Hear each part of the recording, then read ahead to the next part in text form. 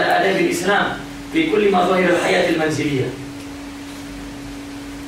wa husn ikhtiyar zawjah wa tawqifiha ala haqqiha wa wajibatiha wa husn tarbiyat al-awlad wal khidam wa tansyiatihim ala mabadi' al-Islam wa dhalika wajibu kulli akhi muslim ala hiddah. Setiap orang perhatikan keluarganya masing-masing untuk membuat keluarga yang Islam. Dan baru dari individu itu ya, irsyadul mujtama. Antum jika sudah membaca semua ini dan memahaminya, antum dapat melihat mana individu-individu ikhwan yang tidak mampu melaksanakan semua risalah itu. Tidak bisa membedakan antara ta'rif, takwin, dan tanfis. Kenapanya? Karena dalam berbagai risalahnya pun asalnya menjelaskan ta'rif dan takwin dan tanfis itu al-hasabil wada', al-hasabil awda'. Ada yang ta'rif saja, tak naik-naik pun ta'rif saja, tidak takwin-takwin. Ada yang ta'rif dan takwin sekali. Ada orang yang memang sesuai ta'rif, takwin dan tanfis, ikut kondisi. Terkadang ikhwan yang kurang cerdas, ya, sepatutnya seorang itu sudah ditakwin dari dulu, mesti ditakrif saja, sampai akhirnya itu menjadi pening dan akhirnya tidak masuk karena tidak masuk jamaah karena masih takrif saja. Padahal yang memberi takrif dengan yang ditakrif lebih banyak menguasai ya, pemikiran pergerakan. Ya. Nah ini banyak bagaimana karena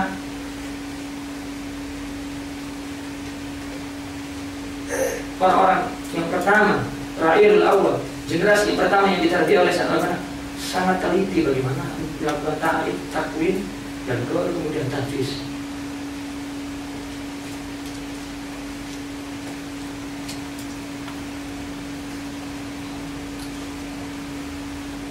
Irsyadul mujtama adalah menyebarkan dakwah dan memerangi radha'il wal munkarat wa tasjil al-fadha'il wal amr bil ma'ruf wal mubadarah ila fi'lil khair, dan kemudian kasbur ra'il 'am ila janibil fikr islami, bagaimana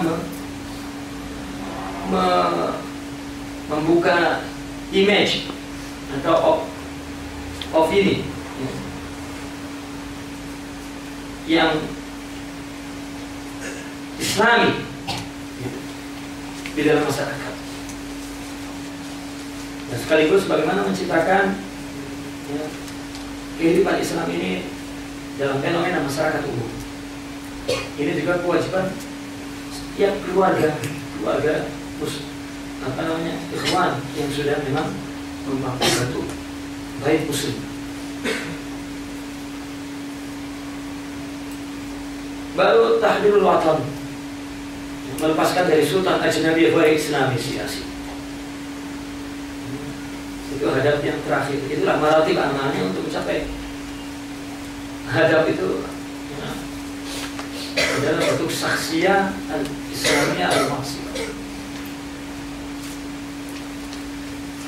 Kalau sudah tahlil watan baru islahul hukumah hatta takuna islamiyah bihaq.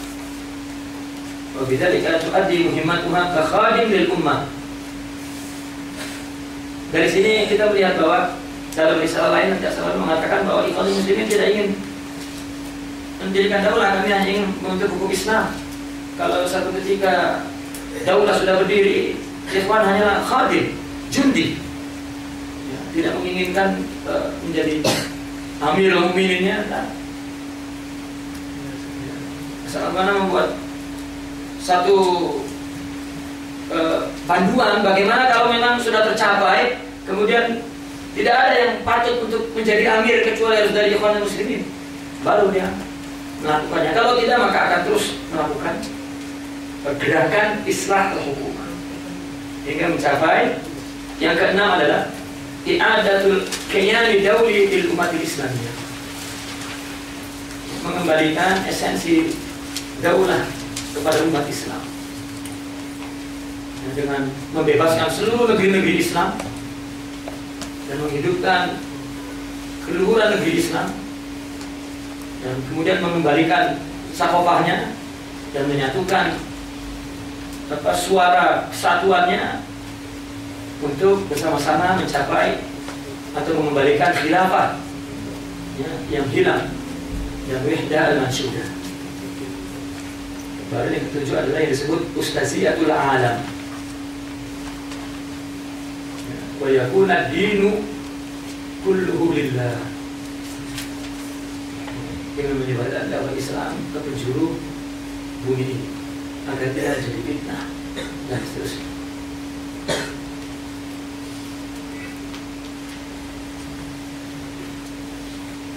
Nah, maratib yang terakhir ini dari 4, 5, 6, 7 ini sudah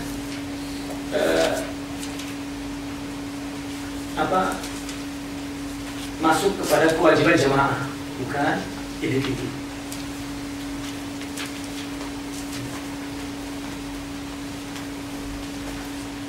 Dan orang yang melakukan mulai dari tahlil wa islah hukumah ini sebagai udmun, istilah di sini yang udmun, yang markazi, yang sini menggunakan anggota yang sudah markas yang boleh melakukan ini. Ya, kalau yang lain masih ngikutin dirinya sendiri, rumahnya, masyarakatnya.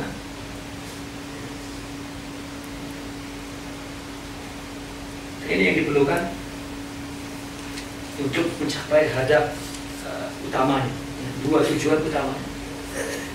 Dan ini maratibul amal yang dilakukan oleh ikhwan dan muslimin. Kemudian kita melihat kepada wasilahnya.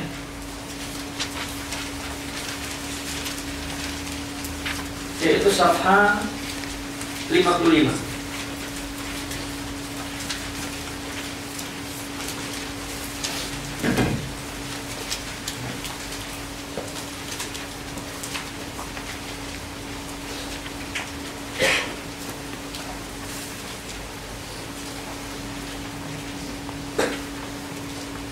Ini adalah sarana dari maratibul amal tadi, untuk saksi Islamiyah. Sarana membuat tartib, peringkat-peringkat kerja untuk saksi Islamiyah. Mulai dari al-fardul muslim, islah nafsi, dan seterusnya. Maka setiap martabah itu mempunyai wasilah. Katakan martabah itu juga merupakan hadap, tapi sebetulnya hadapnya adalah yang dua hadap yang asas adalah tadi tahrir itu.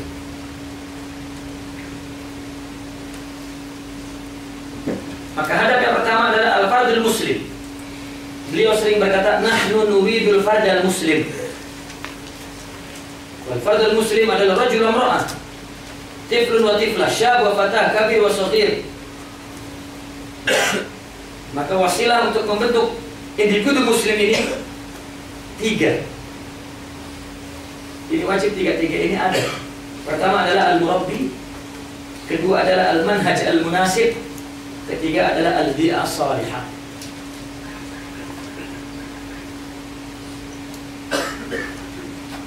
Maka itu mungkin sistem usrah dibentuk untuk bagaimana mentakwin fardul muslim.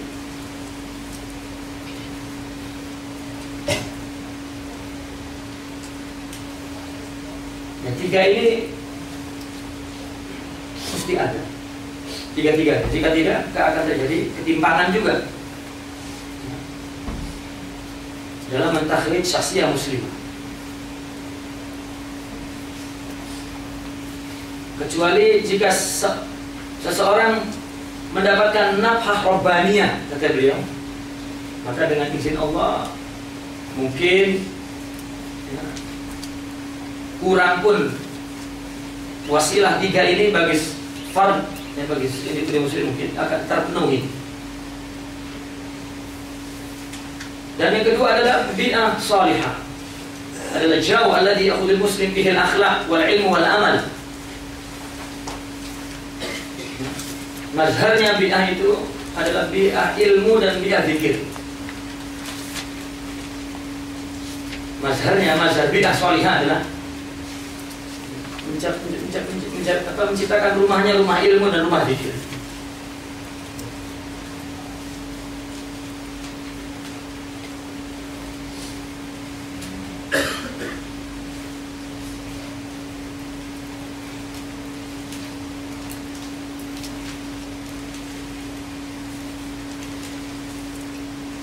Kemudian di bawah wal murabbil hakim huwal warisul kamil atau istilahil Quran al waliyul mursyid. Istilah yang dibuat di dalam ikhwan adalah an-najib.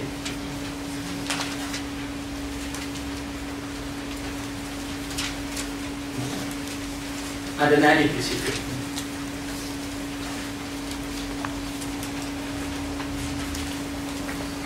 Karena mesti najib itu yang memberikan tadi.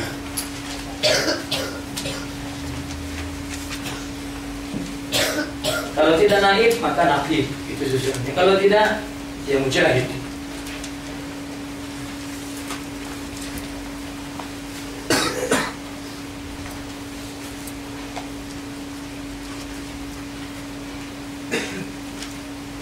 Dan manhaj pun tidak jauh berbeda. Manhaj yang dilakukan oleh ikhwan muslimin dalam membentuk fardul muslim ini adalah menciptakan jauh tadi. Manhaj itu bagaimana menciptakan jauh ilmi dan zauq zikir. Sebetulnya diambil dari pemikiran tasawuf bahwa mendidik manusia dengan dua tariq, dengan dua cara. Yang pertama adalah tariqul asl, dengan mengenalkan ilmunya, akalnya dengan ilmu. Kedua tariqul isyraq. Tariqul isyraq adalah mengajak dia untuk berzikir kepada Allah melalui maksurat ya, atau membaca Al-Quran. Itu masuk nanti salah satunya kepada wajiban al-Islamiyah yang diwajibkan kepada al-akh min a'dha'i ikhwan dan muslimin. Kemudian hadap yang kedua adalah Baitul Muslim. Said Hawa menangkap 10 pesan daripada Baitul Muslimin. Yang pertama adalah setiap akh mesti memperhatikan rumahnya, rumah tangganya, suaminya, akhnya dan anaknya, istrinya, saudaranya dan anaknya.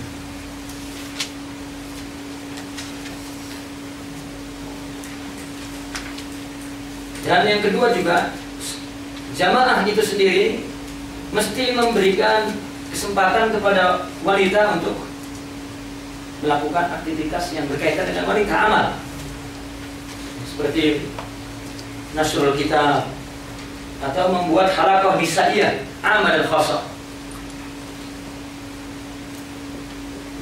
Karena nanti pun Asal-Albana sejak di Ismailiyah sudah mengajak wanita untuk bergabung melakukan dakwah Islamiyah, karena dia melihat bahwa Barat merusak Islam itu melalui wanita. Maka tidak ada jamaah yang melibatkan wanita kecuali jamaah ikhwan dan muslimin betul-betul Islami.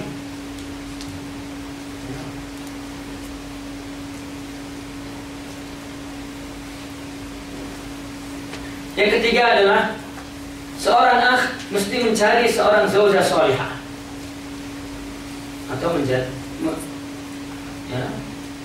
atau menciptakan atau membentuk zaujah salihah.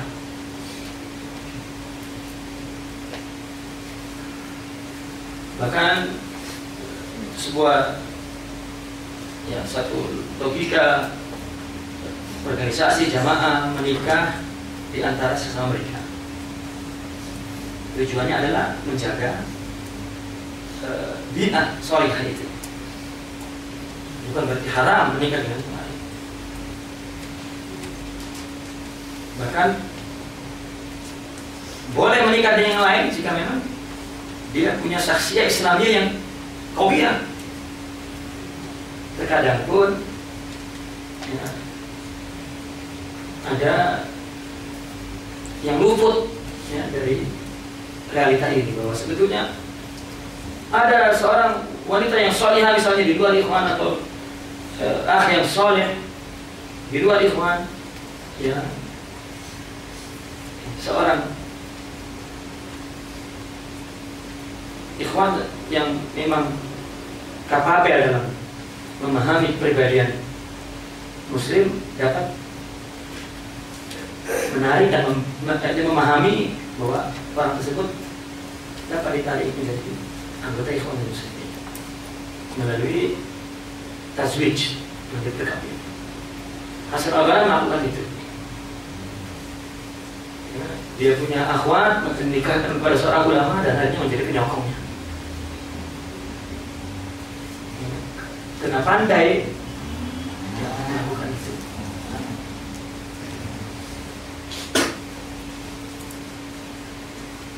Dan juga yang keempat, setiap anggota ikhwan ini kena punya kemampuan untuk merekrut semua anggota keluarganya sebagai perangkat gerakan dan jemaah. Maka tidak ada keluarga yang betul-betul solid, terus solid ya, kuat terhadap jamaah kecuali gerakan ikhwan dan muslimin.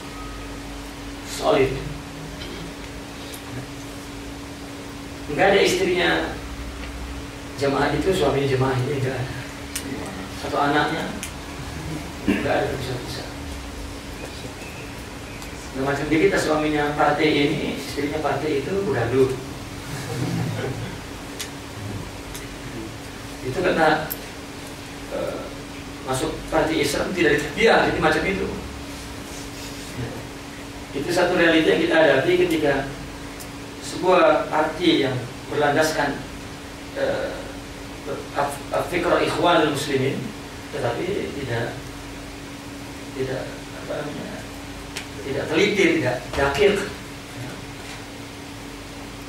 Ya, karena ketika sudah menjadi parti, akhirnya perlu suara yang ramai. Jadi usahalah minan nas itu masuk juga semua. Ya, kita begini.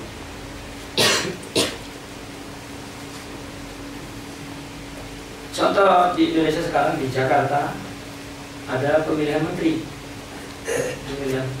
besar. Mungkin antum kenal seorang pimpinan parlemen adalah tokoh ikhwan dan muslimin. Sudah selesai, lalu mencalonkan diri sebagai menteri. Dulu suara di Bandar Jakarta dalam pemilihan yang menyokong parti ikhwan dalam 40%.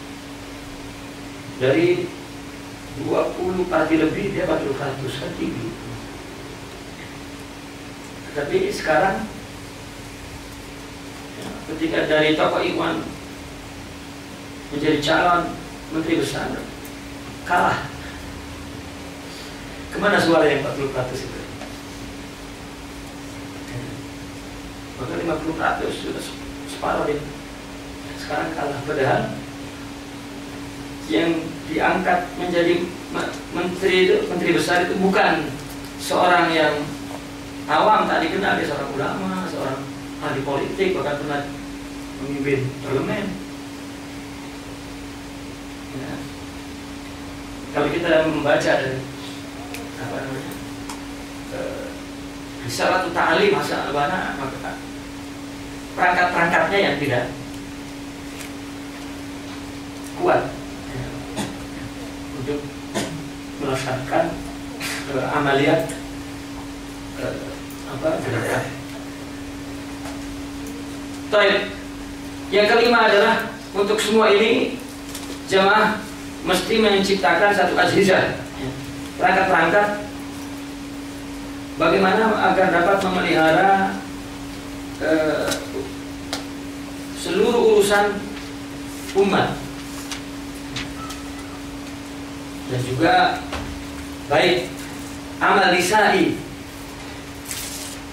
litakwin al-akhwat al-muslimah bi kulli markaz ila jihad khas fil markaz. Itu disampaikan nanti, diterima nanti oleh abna idza tajawazu marhalatan muayyanah. Marhalah yang apakah dia marhalah sudah ditakwin dan seterusnya.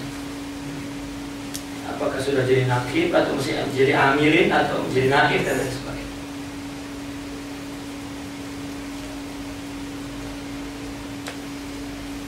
Dan antum bisa baca terus bagaimana membentuk baik muslim dengan menggerakkan seluruh keluarga, baik suami atau istri dan anak-anaknya menjadi perangkat jamaah Islam dan melakukan gerakan. Kita masuk ke hadap yang ketiga, yaitu sya'bul muslim.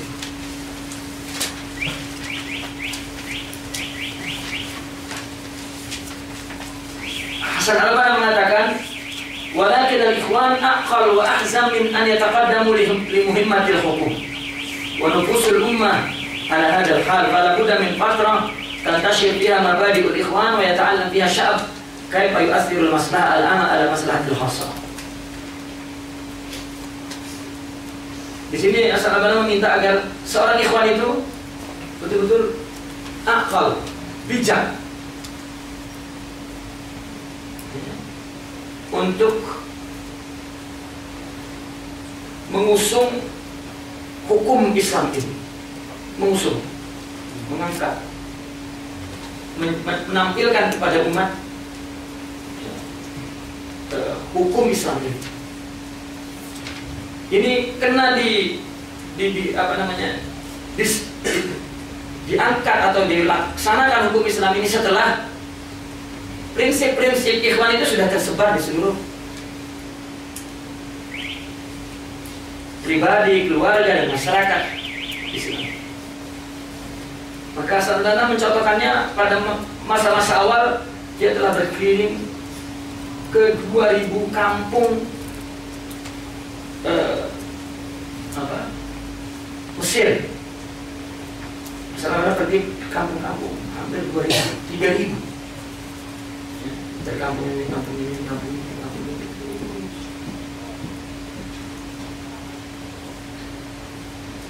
Membentuk individu dan sebagainya.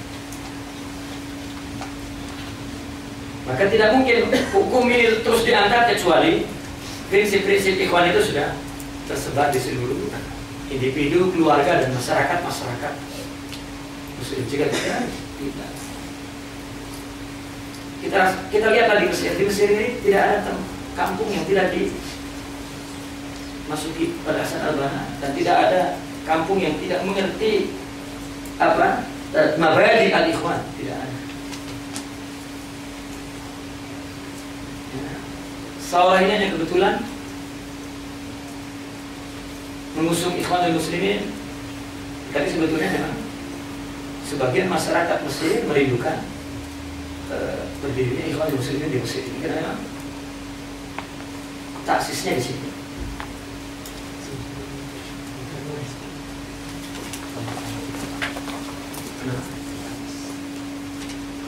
Panas.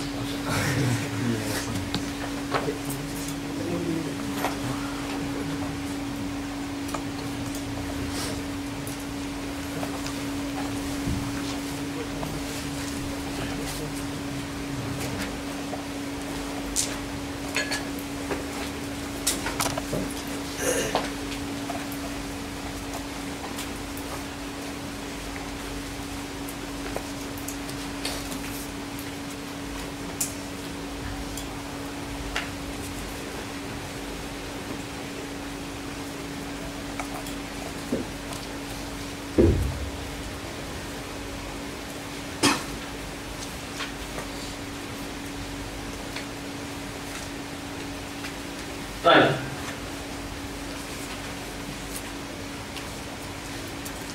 Lihat bagaimana Hasan al-Banna menyerukan dalam risalahnya, laisatil wasilah al-quwwah kadzalik, fada'wa al-haq innama tukhatibul arwah awalan. Maka untuk membentuk sya'bul Islam ya, harus menjadi ikhwan semua dulu.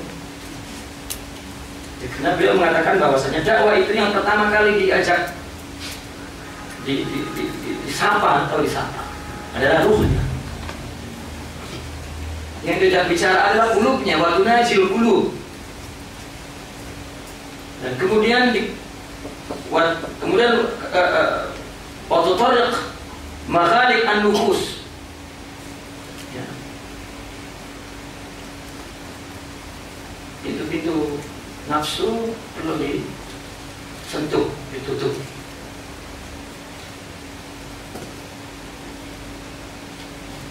Dimana dengan perkataan yang singkat dia mengatakan dengan iman dan amal atau dengan mahabbah dan ukhuwah.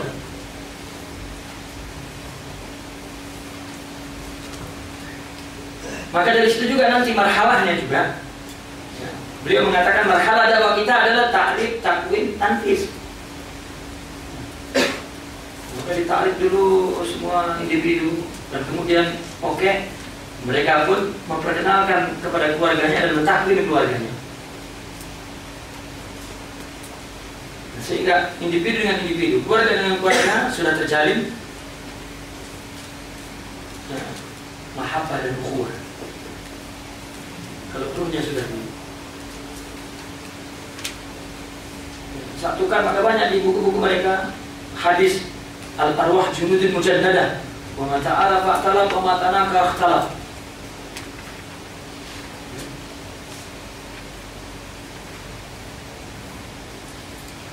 Beliau sering mengatakan bahwa ya, apa yang dilakukan oleh Rasul kepada para sahabatnya pertama dulu, bagaimana beliau menjamak hati, menghimpun hati umat itu adalah dengan hub wal ikha, cinta dan persaudaraan. Dan ini bukan slogan kosong, bukan kata-kata kosong. Bagaimana menciptakan hub itu?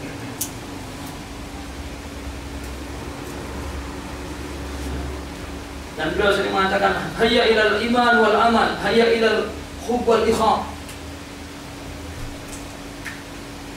Itu semua adalah dalam rangka untuk sya'bul muslim.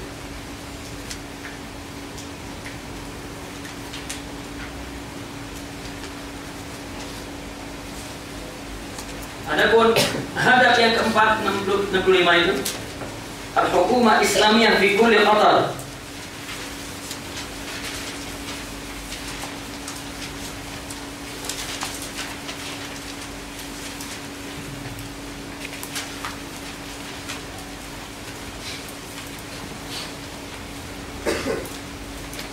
Di dalam risalahnya beliau berkata bahwasanya tujuan ikhwan untuk membentuk hukum Islam sampai di situ, di bangsanya sendiri. Dikatakan kalau sekarang dibatasi dengan nationalism nation, ada Sya'ab Mesir misalnya, Sya'ab Libya, yang penting hukum Islam. Kalau dalam tataran Sya'ab adalah hukum Islam. Malaysia hukum Islam bukan daulah Islam. Dari mana? Dari Hong Kong. Daulah Islam adalah alam Islami dunia. Mungkin saja kemunculan daulah Islam ada jamaah lain yang lebih berhak, maka ikhwan tidak bermaksud untuk membuat daulah. Adapun hadap itu adalah hadap jangka lamanya, jangka panjangnya, tetapi sampai kepada hukum Islam. Nah, ketika sudah ada daulah Islam, maka ikhwan adalah ansor, jundunya di mana-mana pun. Nah, maka itu sebab Rasulullah mengatakan, wa ala hadza fal ikhwan al-muslimun la yatlubuna al-hukm li anfusihim.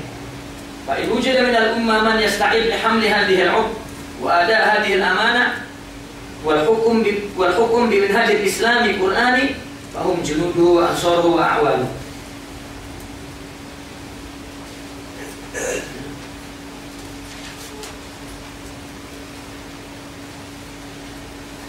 Itu sebab sepanjang kepemimpinan Hasan al-Banna tidak pernah ikut serta dalam melakukan thawrah. Karena Hasan al-Banna tidak suka dengan thawrah. Karena Hasan al-Banna mengatakan thawrah itu jalan buruk dan jalan kehancuran. Artinya saura untuk mencapai hukum Islam dengan saura itu tidak. Karena beliau mengatakan anna saurata amya hauja. Apa amya hauja? Amya artinya membabi buta, hauja tidak teratur. Itu saura. Tetapi lebih menggunakan kekuatan logika, bukan logika kekuatan logik, bukan logik kekuatan. Kalau saurah kan adalah logika kekuatan kalau dalam bahasa saya disebut. Tapi yang digunakan adalah kekuatan logika, kekuatan fikir Islam. Bagaimana berdialog dengan semua umat dengan fikir Islamiyah, bukan dengan adalah saurah. Tetapi ketika generasinya yang belakangan melakukan, dia bilang Hasan al-Banna bukan. Di dalam usul Islam mengatakan semua perkataan boleh ditolak, boleh diambil kecuali Rasulullah. Hasan al-Banna pun bukan Rasulullah, jadi boleh ditolak. Ketika pun ikhwan di mana-mana membuat parti, Hasan al-Banna kan melarang, ya, karena tidak ada kompromi terhadap hukum kafir itu. Kalau kita masuk menjadi parti, maknanya kita menerima bagian hukum mereka. Bagaimana mau mendirikan hukum Islam tetapi masuk ke dalam rangkaian atau nizam kafir? Kan ini. Tetapi lagi-lagi mereka mengatakan perkataan Hasan al-Banna boleh ditolak, boleh diambil karena bukan hadis. Betul. Huwa rijal, nahnu rijal.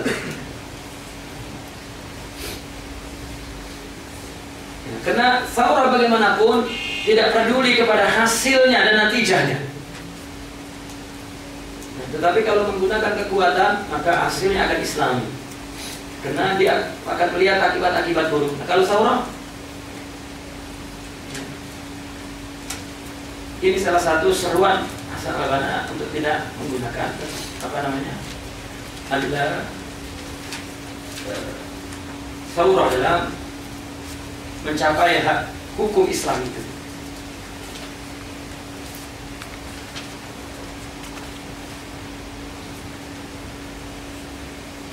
Apa yang dimaksud kekuatan itu di halaman 71. Yang dimaksud kekuatan yang di Hasan al-Banna tidak menggunakan saurah adalah quwwatul aqidah wal iman dan quwwatul wihdah wal irtibat.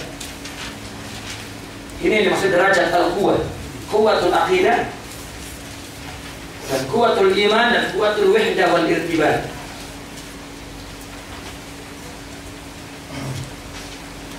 Rasulullah SAW di Mekah membentuk akidah.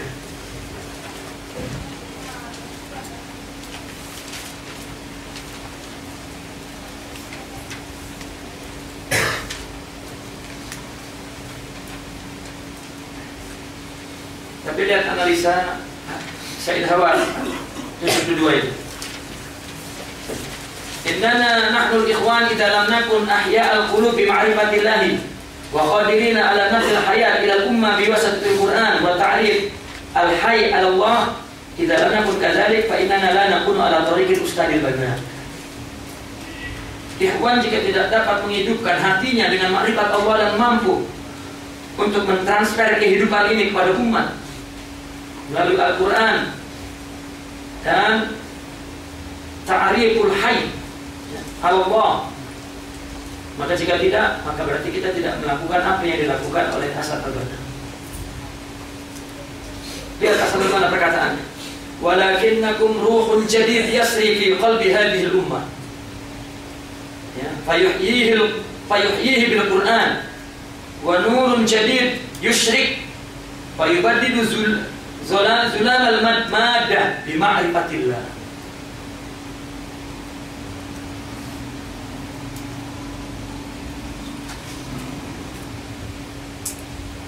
Kemudian wasautun dawin ya'lu muraddadan dakwah Rasulullah sallallahu alaihi wasallam. Ini yang dimaksud kekuatan akidah.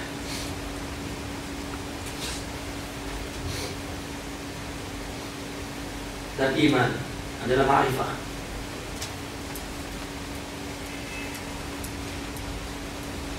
Ikhwan pertama kali didirikan ya, bersama 6 orang anggotanya adalah 6-6-nya ini adalah dari kita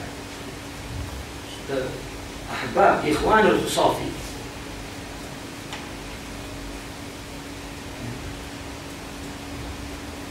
Sehingga 6-6 itu tidak disebut namanya, padahal dia menyebar kemana-mana membentuk kepribadian Ikhwan.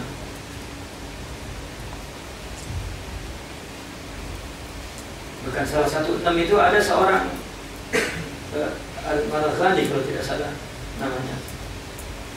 Dia pada tahap awal dia adalah abang senior Hasan Al-Banna dalam tarekat Sufiyah yang sangat dihormati oleh beliau.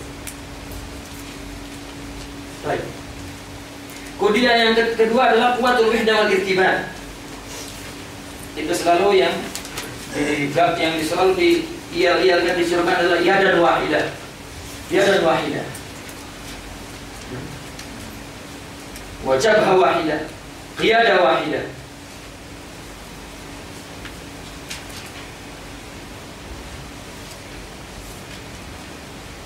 Baik.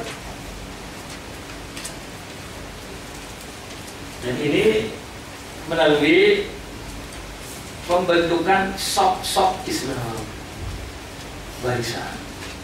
Kena masuk ke sok ini. Kalau tidak, Anda tidak melakukan persatuan, tidak akan menjadi yadan wahidah. Ya slogan di takhir. Id wahdah, id wahdah. Itu dari mana hembusannya? Dari Ikhwan. Mesir lupa dan kira-kira dari mana itu mungkin. Orang Mesir tidak baca buku pun, tapi itu adalah ada dalam risalah Ikhwan dan Mesir. Bagaimana menggetarkan Mesir ini dengan id wahdah. Sampai Presiden Mesir itu ceramahnya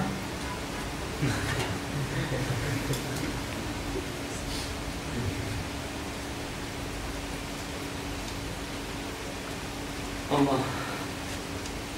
Dan hadap yang ke-575 adalah daulah Islam al-Muwah. Wa daulah allati taqudu daulah al-Islamiyah wa tadumu syatatil muslimin wa tasta'id majdahum wa tarud 'alaihim ardhahum al-maqbudah wa awtanihim al-masrubah wa bidalihim maghsubah. Negara-negara penjajahan waktu itu dikembalikan kembali ke negerinya masing-masing, kemudian untuk menjadikan daulah Islam. Baru yang hadap yang ke-6 itu di bawahnya ya daulah Islamiyah al-wahidah. Ini adalah wilayah Islamiyah al-mutahidah yang mencakup aktor ummah Islamiyah semua, daulah wahidah. Tunduk di bawah qiyadah markaziyah wahidah ala ra'siyah imam wahid al-muslimin wa khalifatul Rasulullah sallallahu alaihi wasallam. Nah, ini tidak, hadap yang ke-5 ini tidak akan tercapai jika amal dari awalnya tidak munassab, tidak terorganisir, tidak terkoordinir. Apa itu? Tahu ya? Tersusun. Penting. Tapi buku pergerakan di Indonesia sudah itu istilahnya.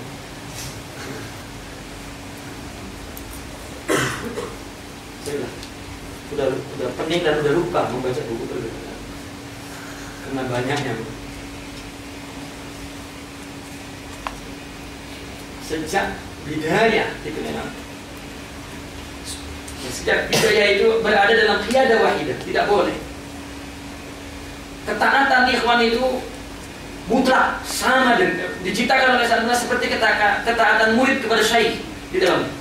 Memang rohani ini yang diterapkan di dalam Ikhwan. Maka di dalam tarekat jika murid itu tidak taat, yakni zibadah, tidak ada gunanya apa, buang-buang waktu. Karena nggak ada imdad ruhani, tidak ada sama sekali. Nanti dalam Ikhwan pun kata beliau, kalau tidak punya tidak punya tunduk kepada qiyadah wahidah, gagal. Masalah menangis ketika salah satu anggotanya membunuh salah satu menteri di Mesir tanpa perintah. Beliau menangis seperti, karena dia dari awal kan membentuk. Di puncaknya itu kan sudah sedikit lagi Mesir itu jatuh ke tangan ikhwan muslimin, sedikit lagi anggotanya melakukan perintah melaksanakan tanpa perintah. Maka di rumah meraung-raung, Hasan menangis. Dan beliau mengatakan gagal. Anda akan bekerja dari nol lagi. Kata Hasan adalah ketaatan tidak Anda.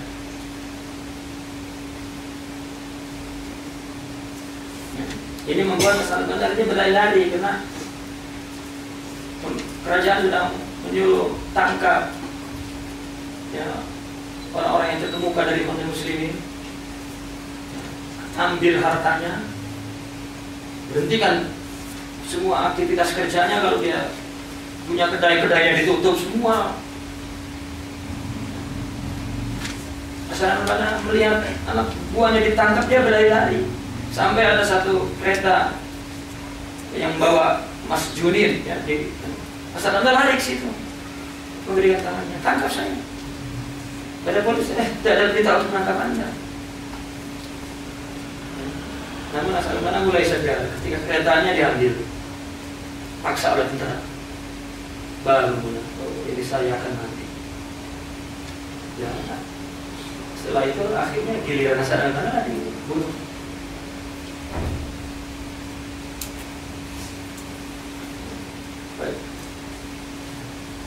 Yang ketujuh baru iqamah daulah al-Islamiyah al-Aliyah.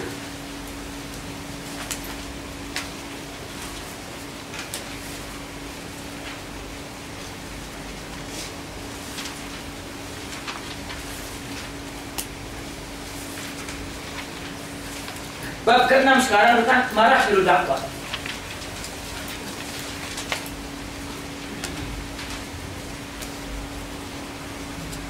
Ketika seorang sudah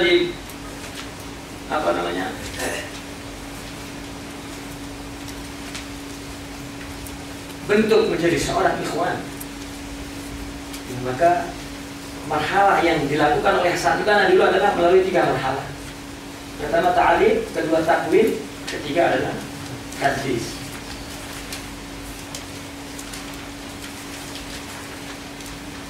Dan itu terus berkesinambungan hingga berdirinya daulah Islam. Marahil ini bagaimana untuk membentuk daulah saksi Islamiyah, maka peringkat atau marhalah yang dilakukan adalah ta'lim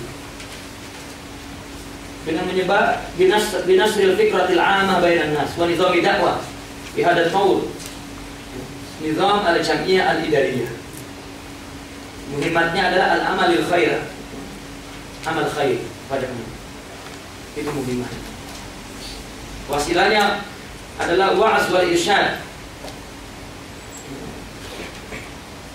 melakukan kerja-kerja sosial kepada masyarakat, memberikan nasihat, bimbingan, atau sifatnya aktiviti yang berguna dan lain-lain. Wasail ilmiah dan seterusnya. Itu ta'lim. Takwin adalah dengan mencari orang-orang yang memang betul-betul sesuai dari orang yang sudah dita'lim, baru dipilih. Siapa yang mampu memikul beban jihad ini untuk bergabung kepada jamaah. Marahil ini pun ta'lim, takwin, dan tanfis ini untuk merekrut mereka untuk masuk kepada apakah dari anggota yang nasir sampai anggota amil dan kemudian nakir dan naib dan seterusnya.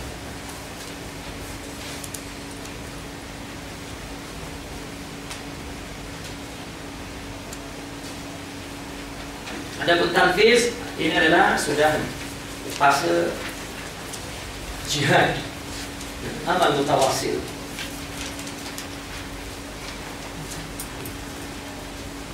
Suarul amal, bagaimana gambarannya? Said Hawa mengatakan bahwa Hasan al-Banna tidak memberikan gambaran yang satu saja dalam melakukan marhalah ini. Karena terkadang beliau menyebut marhalah ini hanya ta'rif saja, sudah ta'rif saja dulu, ya, tidak ada takwin. Ada orang yang langsung ditakwin oleh yang terus ditakwin.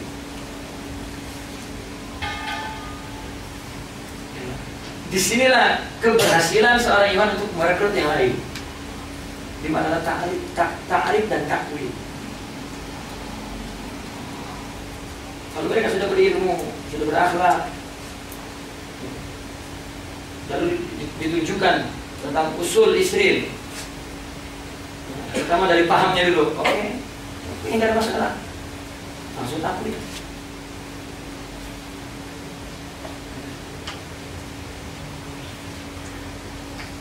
Artinya ta'rif adalah ada marhalah mustaqillah, ada takwin marhalah mustaqillah, tanqis marhalah mustaqillah. Ta'rif sudah selesai, lalu diambil setiap orang itu, ya, dibawa ke satu pertemuan, ya, kepada takwil, seterusnya mereka punya kode etik tersendiri satu sama lain. Atau asal banyak punya 7 naib. Setiap naib itu tidak boleh memberitahu apa yang dikatakan oleh Sa'albana kepada satu sama lain. Dan jika mau bertemu kepada Sa'albana tidak boleh yang lain tahu. Bertemu saja langsung. Siap diberikan berita tidak boleh.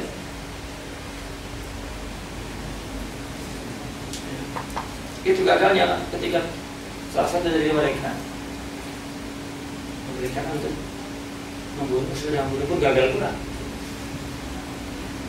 Maka Sa'albana marah karena dia tidak menjalankan perintah.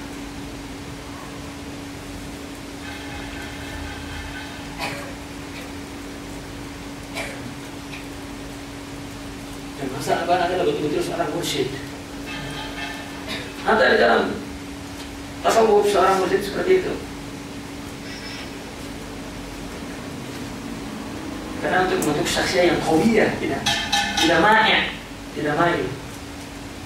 oleh persoalan, oleh gangguan, oleh hambatan yang datang dari luar. Dia main itu terkesan oleh ucapan, kondisi, tekanan, himpitan dan lain sebagainya. Ada kalanya dengan tadarruj dan bergantung pada proses tarbiyah dan khutuwat langkah-langkah yang memang sudah dilakukan dicanangkan oleh ikhwan muslimin yang di dalamnya. Ada di ayat, ta'rif, tafsir dengan tikra dan terus disampaikan kepada publik dengan perbedaan lapisan masyarakat. Kemudian baru takwin, ya, menjemput, ya, para ansor dulu dengan perangkat junud dan lain sebagainya untuk kemudian dikenalkan apa sebetulnya yang menjadi tujuan ikhwan muslimin. Sebetulnya tidak pun rahasia itu hanya untuk takwin saksiyah. Memang di masa peringkat awal memang ketika sudah sampai kepada sudah sampai menuju kepada hukum Islam baru di situ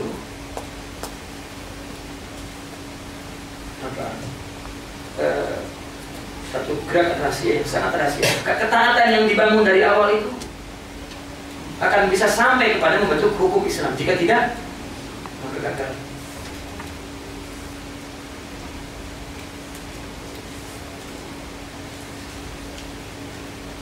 Lihat di bawahnya surah Al-Ula, antastagil jamaah kullaha bi tahrif min khilal muhadarat halaqat amat.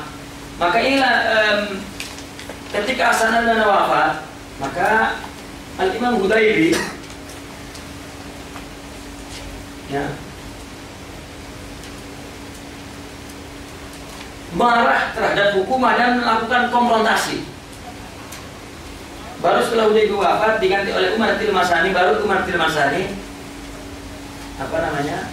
reda, damai pada hukuman. Maka dengan adanya damai, baru seluruh harta kekayaan Ikhwan dikembalikan kembali oleh kerajaan yang tadinya disita. Tapi zaman Hudaybiyyah memang betul konfrontasi dan ya, Syekh Muhammad Al-Ghazali keluar dari Ikhwan karena tidak sepakat dengan Hudaybiyyah. Karena Syekh Al-Ghazali kembali kepada marahil, ta'rif lagi,